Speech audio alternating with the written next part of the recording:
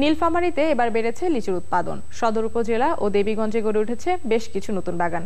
এখন ভরা মৌসুমে সেখানকার লিচু যাচ্ছে সারা দেশে। নীলফামারীর প্রতিনিধি আনোয়ার আলম প্রধানের পাঠানো তথ্য ও ভিডিও চিত্র নিয়ে সুদীপ্তা মাহমুদের ডেস্ক রিপোর্ট। বোম্বে, মাদ্রাজি, চায়না থ্রি ও বেদানা জাতের লিচু নীলফামারী থেকে যাচ্ছে ঢাকা সহ দেশের বিভিন্ন অঞ্চলে। গত বছরের চেয়ে এবছর লিচুর বাগান বৃদ্ধি পাওয়ায় বেড়েছে সার্বিক উৎপাদন। একটা বাচ্চা যখন মায়ের গর্ভ থেকে ভুলতে আসে, ওকে কিভাবে লালন পালন করতে হয়, এইভাবে অতটুকু আমরা গাছকে লালন পালন করে এটাকে ফলমূল আনার চেষ্টা করি।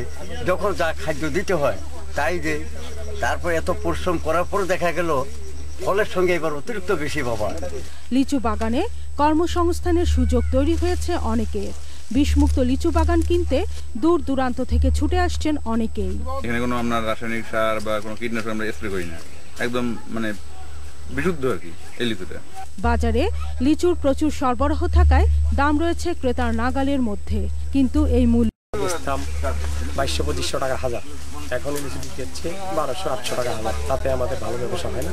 একবার লিচুর বাগান করতে পারলে টানা কয়েক বছর বাণিজ্যিকভাবে লাভবান হওয়া সম্ভব বলে জানিয়েছেন বাগান মালিক।